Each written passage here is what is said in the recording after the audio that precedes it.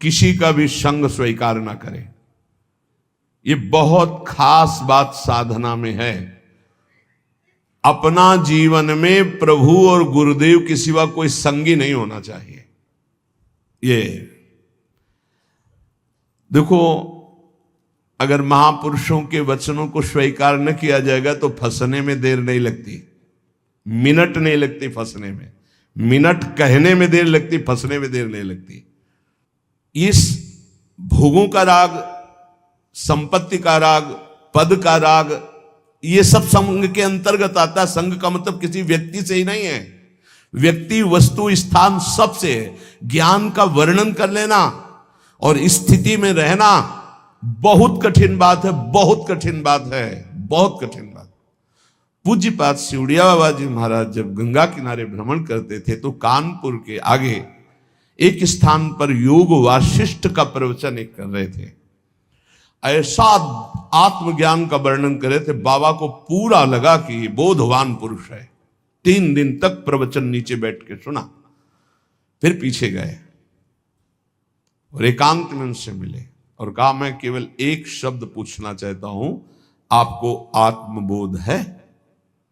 तो उनका, आप हमारे आश्रम गुरु हैं। सन्यासी गृहस्थ का आश्रम गुरु होता है, आपसे मिथ्या भाषण महापाप होगा, इसलिए प्रभु मैं वाक्पटु हूं, विद्वान हूं, शास्त्रों का सम्यक ज्ञान है, लेकिन तत्वबोध नहीं है। उनका बस मुझे इतना ही।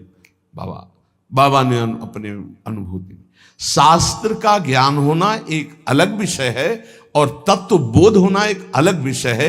यहां परम अवधूत दत्तात्रेय भगवान कह रहे हैं, यदि तुम्हें तत्व बोध प्राप्त करना, भगवत प्राप्ति करनी है, देखो, अगर आप सोचो कि मैं प्रेम मार्ग का हूं, मुझे तत्वबोध से क्या मतलब है, तो सर्वान वस्तु तया निरीक्ष, ये तत्वबोध ही ध्यान रखना। ये क्रूरा अपि पापिनो न च सताम संभाष्य दृश्यासे सर्वान वस्तु तया निरीक्ष परम स्वाराध्य बुद्धिर्मम, सब में, पापी में, पुण्यात्मा में, सब में एक मेरे आराध्य देव, ये तत्वबोध ही है। बोले त्यक्त संगो, त्यक्त संगो। त्यक्त संगो का मतलब केवल बाहरी व्यक्ति नहीं है, वस्तु है, स्थान है, पद है, प्रतिष्ठा है, संपत्ति है, ये बाहरी है। केवल इतना ही नहीं, अंदर की वृत्ति है, अंदर की मान्यता है, अंदर का अहम है, अंदर के विचार हैं, उनसे भी असंग रहना है।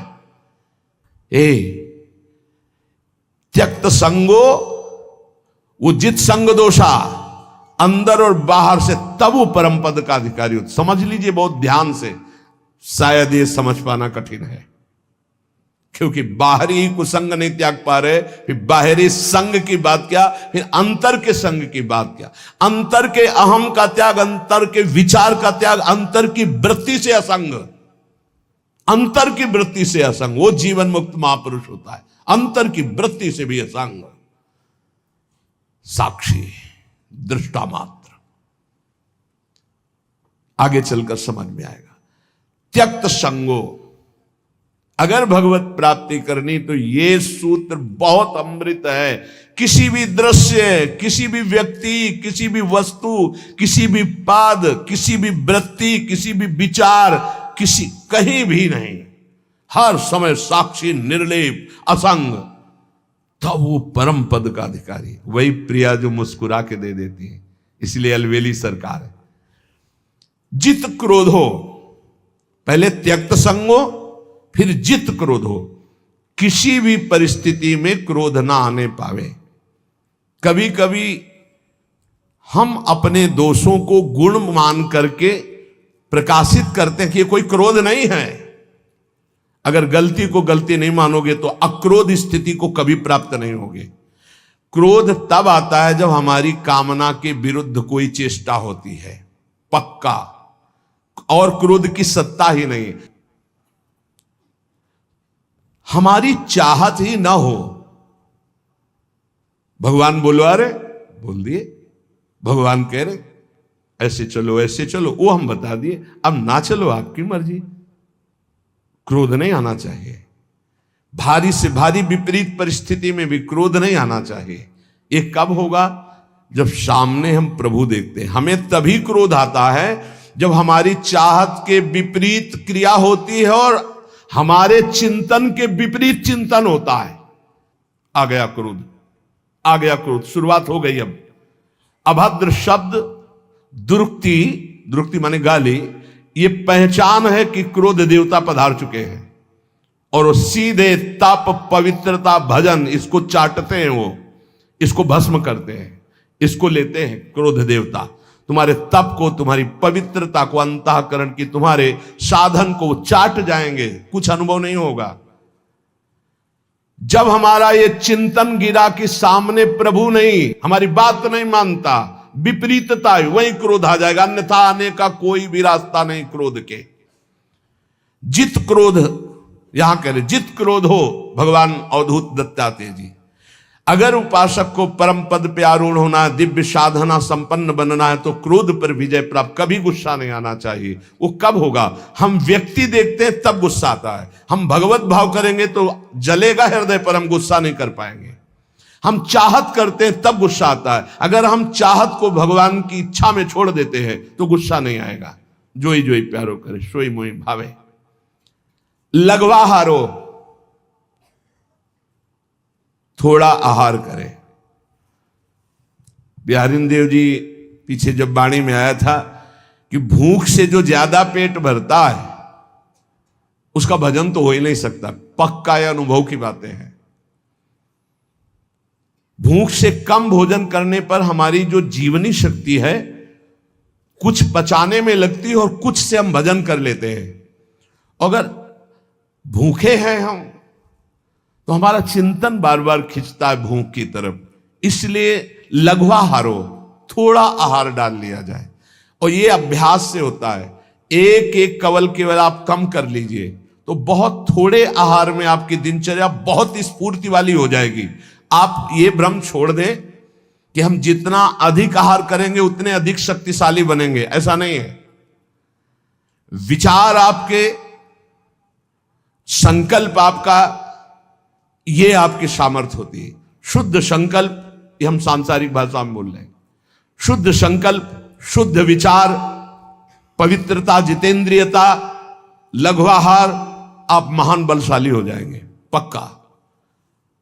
देखो, संकल्प रहित होकर देखो, भगवद आश्रित होकर देखो, और अपार सामर्थ्य। शुद्ध संकल्प का कितना बड़ा चमत्कार है कि आप नहीं समझ पाएंगे, कि विश्वास ही नहीं कर पाएंगे। अगस्त जी ने संकल्प किया और ऐसे समुद्र को पी गए, पूरे समुद्र को। आप विश्वास नहीं कर पाएंगे कि समुद्र को पी गए अगस्त जी महाराज। महान तप निधि, संकल्प किया और पी गए समुद्र को। यह संकल्प की ताकत। भोजन से इस पांच भौतिक शरीर का पोषण होता है और धीरे धीरे हम शरीर से अपने को अलग करने के लिए साधना कर रहे हैं। तो लघवा हारो, थोड़ा आहार चाहिए। हमारा दिमाग क्या सिखाता है? बर्बाद काहे को करोगे? अब कितना रह गया? 2 लड्डू रह गए हैं, 1 कटोरी खीर है। वैसे तो नहीं है पर बर्बाद नहीं होना चाहिए। अन्न है, ये बर्बाद, श्वास बर्बाद हो जानी चाहिए। अरे दूसरा कोई खा लेगा, कोई और जीव पालेगा। आप थोड़ा भजन के लिए जगह बनाए रखो। अगर आपने परोसा लिया है तो किसी और जीव को पवा देना। सब अपने गुरु भाई ही हैं, हम एक ही प्रभु के बच्चा हैं। पोशाकें अलग अलग हैं। अरे किसी के स्वान की पोशाक है, किसी के सूकर की पोशाक है, किसी की कृमि की, लेकिन हम हैं सब एक ही भाई, परमात्मा अंश हैं, हम सब एक ही हैं। अंश वही है, पोशाकें अलग अलग हैं, वो पालेंगे। हम भजन के लिए उतने ही पुरुष हुआ, उतने ही पावे जिससे भजन। ये आप बैठा लीजिए, खाते खाते मर जाओगे लेकिन खाने की आदत नहीं खत्म होगी। इसको संयम में लाओ। पहला कहा है त्यक्त संगो, दूसरा कहा है जित क्रोधो, तीसरा कहा है लघवा हारो। यदि भगवत प्राप्ति करनी है, दिव्यता लानी है, भजन का चमत्कार अंदर प्रकट करना है कि काम क्रोध लोभ मोह मद मत्सर ये सब भस्म हो रहे हैं, तो लघवा हारो। आहार पाने के बाद फिर ऐसे तुरंत बैठ सकते हो, ऐसा आहार पाइए कि अगर आपको तुरंत बैठना पड़े तो आपको वजन न लगे कि पेट में वजन है।